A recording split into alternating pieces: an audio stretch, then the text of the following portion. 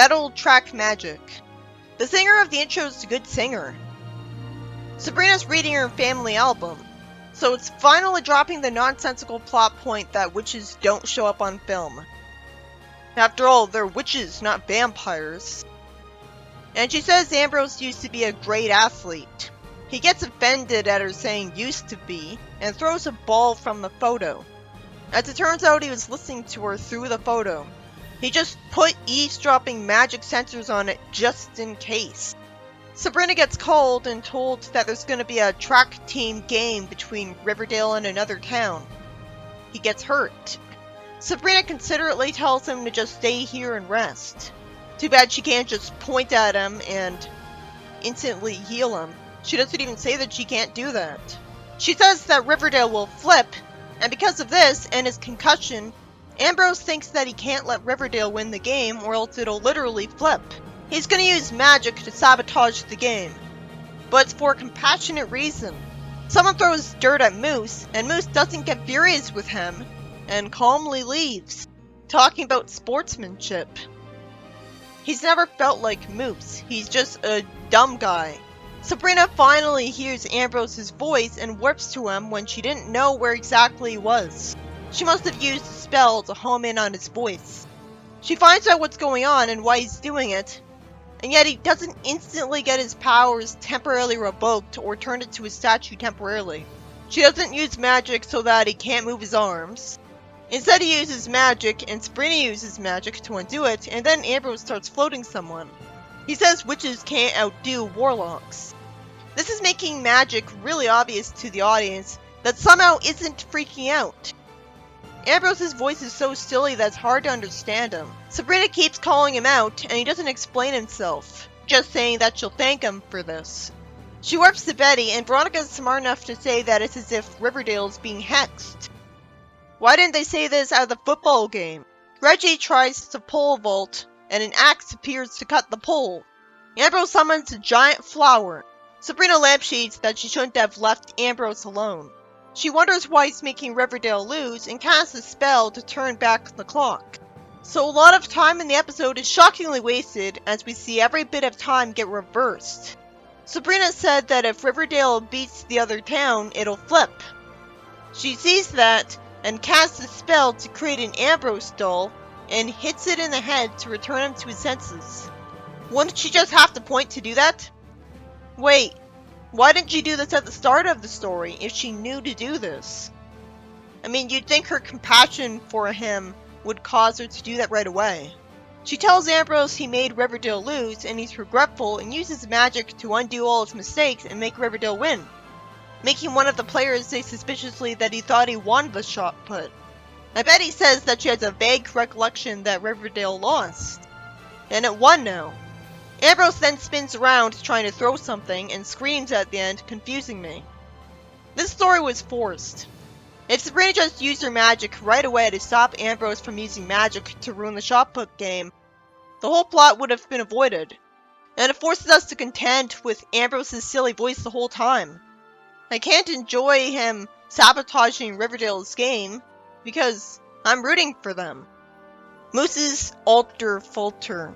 Sabrina flies and says that while people say to be yourself, what do you do if you've got more than one self to choose from? And flashes back to the past. Moose wants Sabrina to introduce him to a pretty girl. His handshake hurts her, and she wants to put her fingers in ice.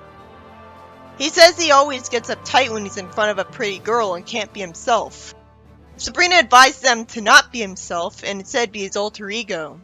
She thinks she'd better help him or he'd never find his alter ego. She casts a spell so that his alter ego will join him for the day. I can't help but root for Moose here, but really, the girl would be better off dating somebody smarter. But if he's nice to her, I guess that's all that matters.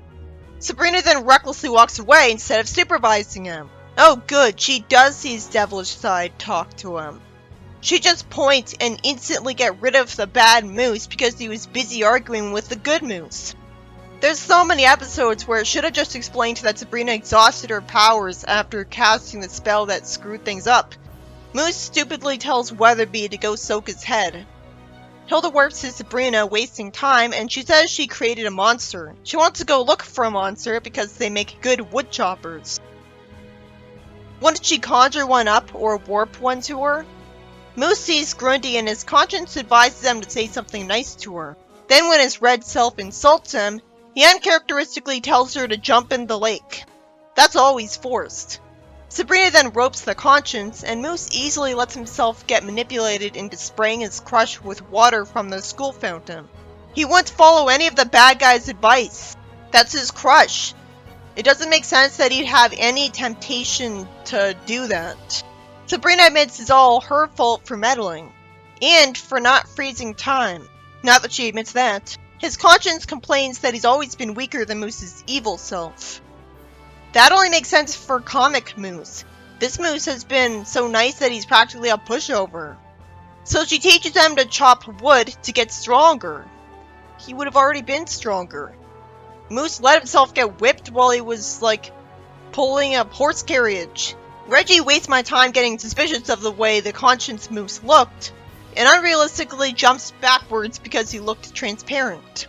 Then the bad side of Moose gets tormented by the conscience and is told to be quiet. And as Reggie's running towards Moose with Archie to prove things to him, Sabrina pushes Moose's conscience into him. Sabrina turns the janitor back to normal, undoes what he's complaining about when he says that Moose painted the building, and chooses magic to make the girl go from complaining to saying she loves her new hairdo and being happy. Then Sabrina makes Grundy not mad at Moose anymore, and uses magic so that she gets a piece of paper and reads it, saying that she got an expenses-paid vacation. The story ends with it being revealed that Hilda used magic to give Weatherby multiple arms so he could paint Hilda's house. And Sabrina returns him to his sink with magic and has him soaking his head in the tap water, so he says that going to soak his head helps with his hallucinating immensely. This is another plot that never would have happened even in a world with witches, because Sabrina wouldn't have made it so that Moose could get talked to by his evil side, when she only wanted him to hear his conscience. And she'd instantly make it so that his evil side wouldn't be a problem after she talked to him. And Moose is surprisingly nice and harmless in this show, so there's no reason that conscience would be weaker.